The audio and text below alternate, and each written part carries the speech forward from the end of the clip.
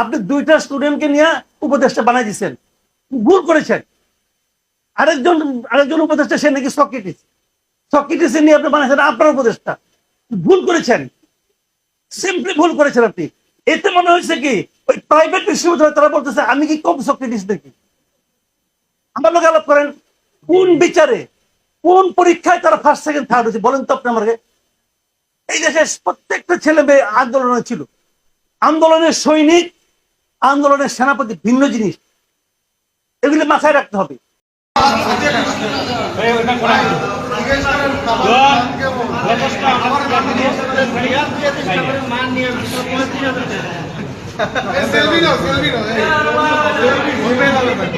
শুরু কর